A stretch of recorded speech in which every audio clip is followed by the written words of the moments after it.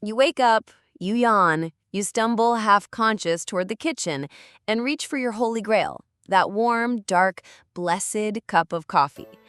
It's the morning ritual of millions. But here's the thing. What if I told you that drinking coffee right after waking up might not be helping you, but quietly messing with your body? Yep, we're going there. This is the truth about your sunrise caffeine hit, and it's a little more complicated than just, but coffee makes me feel alive.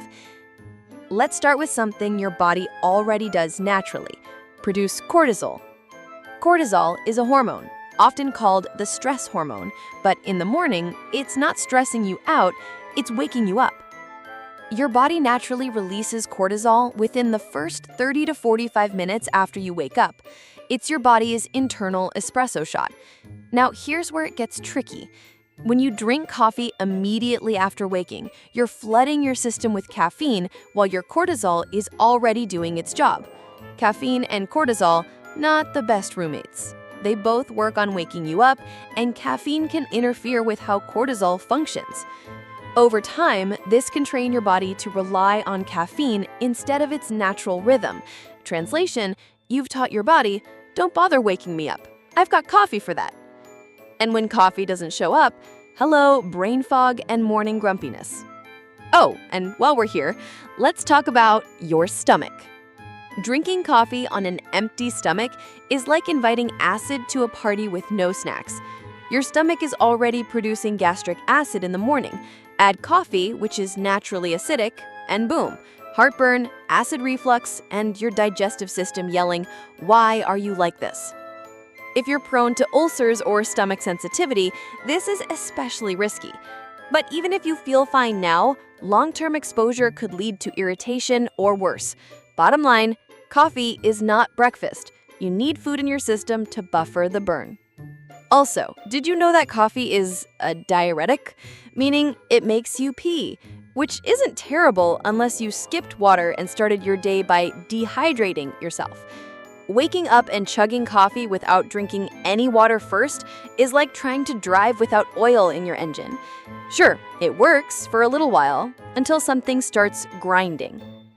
It don't even get me started on sleep problems. Caffeine has a half-life of about 5 to 6 hours. That means if you drink a cup of coffee at 7 a.m., half of that caffeine is still in your system by noon. If you drink another cup around 2 p.m., it's still hanging out in your body when you're trying to fall asleep at 10. Over time, this messes with your circadian rhythm, the body's natural clock.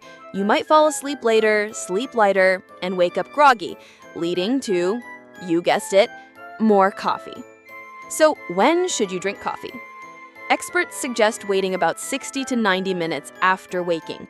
Give your cortisol levels time to do their thing naturally. Then, once the curve starts dropping, that's when caffeine can step in and help you power through the rest of your morning. This way, you're not interfering with your body's natural alertness cycle, you're supporting it. And here's a bonus tip. Drink water first. Before you touch coffee, slam a big glass of H2O. It rehydrates your body, gets your digestion moving, and gives your brain the signal that, hey, we're awake now. Follow that with food. Yes, actual food, even if it's just toast or a banana. Then go for your precious brew. But I've been drinking coffee first thing for years and I feel fine. Cool, you're lucky. But what if you could feel better? What if that morning fog you've accepted as normal is actually your body whispering, please give me a chance before the caffeine hits? Now, let's be clear. This is not a call to quit coffee. Coffee is beautiful. Coffee is powerful. Coffee is the lifeblood of millions. But coffee should be a tool, not a crutch. When you time it right, it helps. When you abuse it, it backfires. So, next time you wake up, resist the urge to immediately caffeinate. Stretch, drink water, breathe, move around, let your body do what it's designed to do. Then, about an hour in, when your cortisol curve is coming down and you've got something in your stomach, that's your moment.